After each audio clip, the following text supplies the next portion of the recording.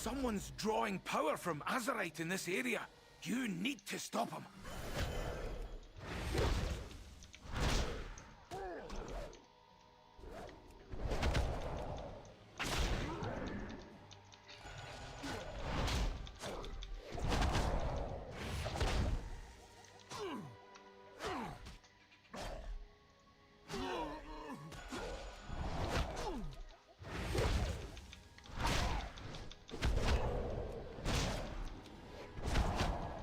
If only they were using their power to heal Azeroth instead of hurt her. Good work, champion.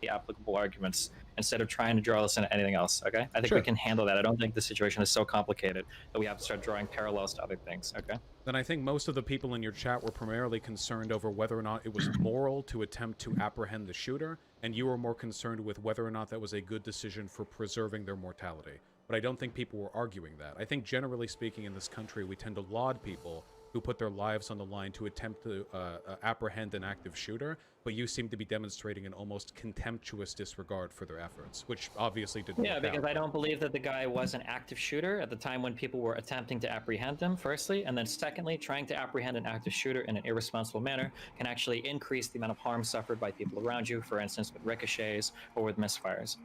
Do you think that the shooter was in the right to murder the people that he murdered? Bit of a loaded way to phrase it, but... Well, you just completely moved off what you said before, but if you want to talk about a No, totally I'll different go thing, back sure. to that. I'm just curious because I want to know whether or not you believe that people were even justified in chasing him down. Okay, so then you're not asking about everybody, you're asking for the very first guy. Yeah, well, we can start with the very first guy. I guess I jumped ahead a little bit. So with the very first Sure, guy, well, I just do you want to make think... sure they're being razor specific on a question. Yeah, So you're that's asking for the perfectly very fine. first guy. I didn't structure my arguments or anything. So with Sure, the very that's first okay. guy, as far as I can see, I don't know what incident led to the person with the bag chasing the guy with the gun. He threw, it looked like a bag with a Coke bottle in it, and then he missed, he continued chasing, and the man with the gun turned around and unloaded into him.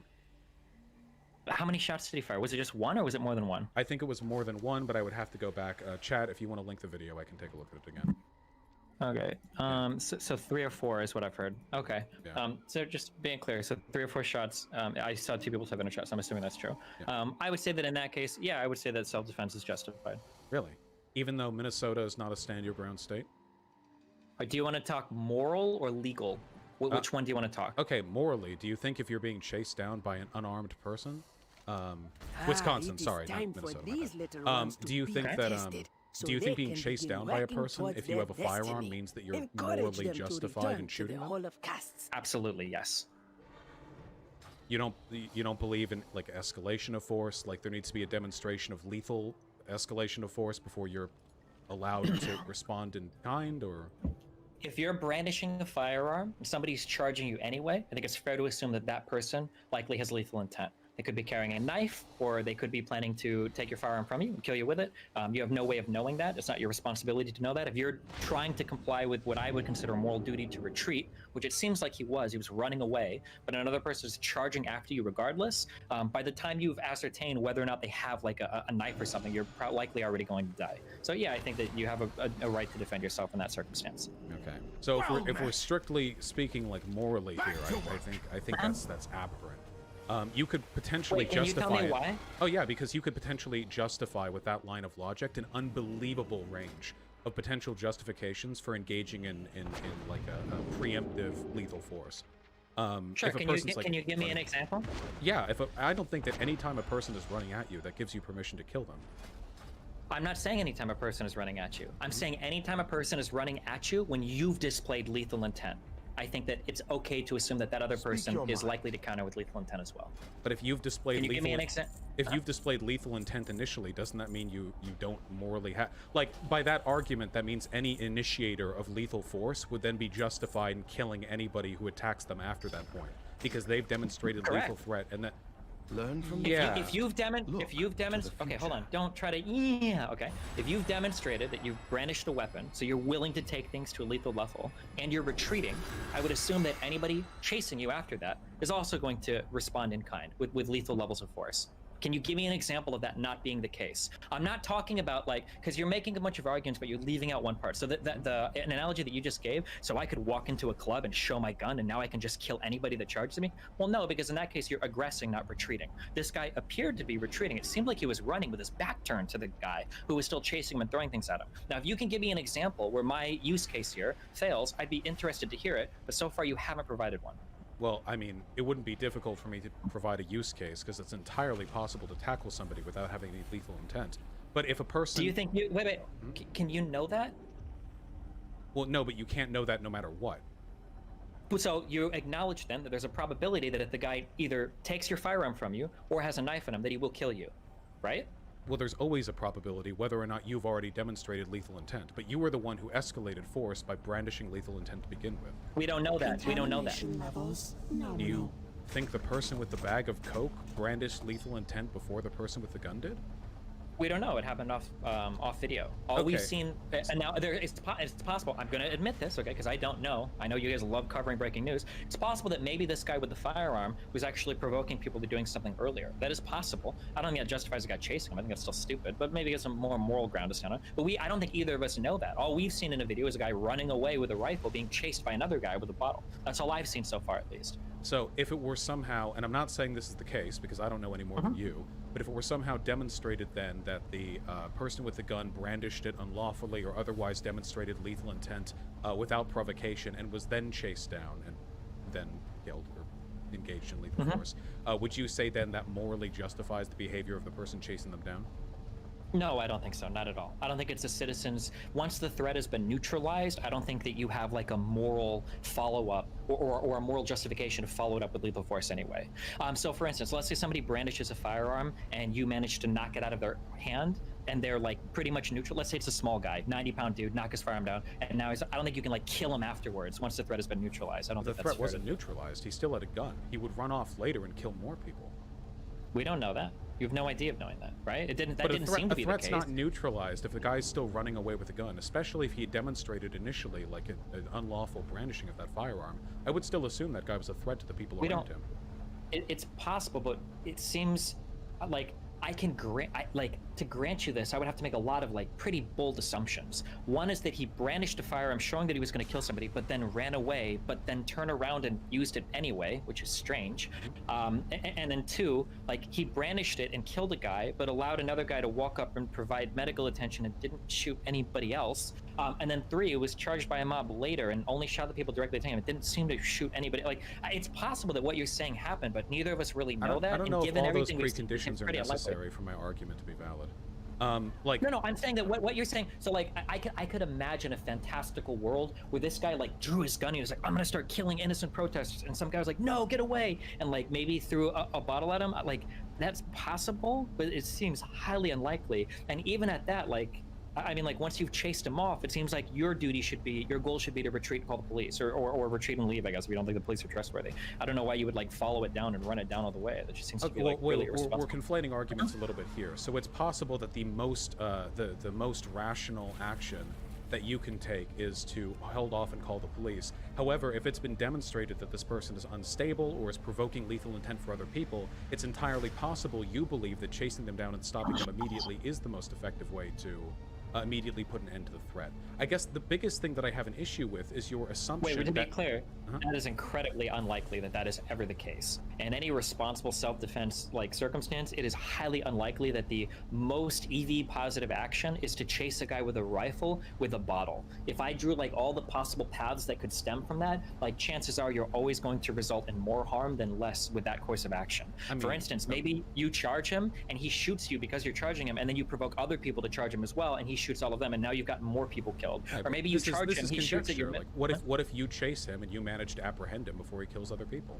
The only chances of that, but that's not going to happen though. That should never happen.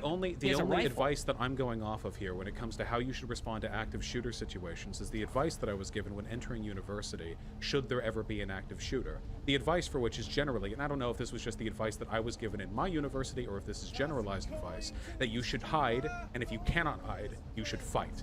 And that you should charge them with as many people as possible to put an end to the threat as quickly as possible, even if it might end up getting you killed. That's the information that I've been provided. Sure, that advice is true, okay? But that hide or fight assumes that you're locked in a classroom with no retreat. So rather than stand in a corner and get butchered like sheep, then you fight, of course. But other than that, you always have a moral duty to retreat. Even if you carry a gun, you have a duty to retreat. If you take a CCW class, this is something we'll talk about a lot, is that you have a duty to retreat as much as possible before brandishing a firearm or before using lethal force. How can you talk about a moral duty to retreat when that guy was running and then he turned around to open fire on the person who threw a bag at him? Because the guy already threw one thing and was continuing to chase him down. Maybe the guy was getting tired. Maybe he didn't feel like he could continue running. Maybe he didn't know if the guy was going to throw out or take out and throw something else at him. But he might have thought the guy threw a knife at him or stabbed him in the back. But the guy who was, but what you're saying right now is that you believe that the person who was running had a right to turn around and shoot because he wasn't aware of the intentions of the person chasing him. Nobody who was chasing that guy knew the intentions of the person carrying the rifle. So I don't think this assumption of this unreliable assumption. Hold on, no. Hold on. You have to think about this probabilistically. All self-defense is probabilistic, okay?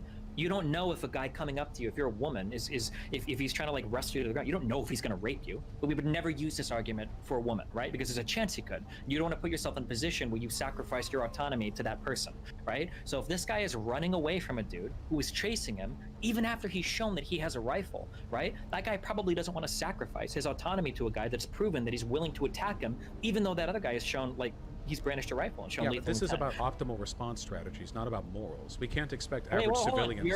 You're pivoting away. Do you want to talk about optimal response, or do you want to talk about more? Because I'm talking about the moral justification. I don't want to talk about optimal response. No, I don't expect the average person to be able to respond. Sure. So then let's stick to morals. Don't talk about optimal response. Well, I thought that's what you were doing, though. No, morality has probability assigned to it as well. There's a percentage chance that if you stop, that guy is going to take your firearm and kill you, or try to knock you out and kill you, or he could take out a knife and kill you. You don't know that. And the guy in the white shirt was continuing to chase him. He was aggressing while the guy with the rifle was retreating. So yeah, I think the guy retreating has a right to defend himself. We don't know if a person retreating, just because we've seen it in 6 seconds of a video, necessarily means that person posed no threat and that the person chasing them posed, the only threat.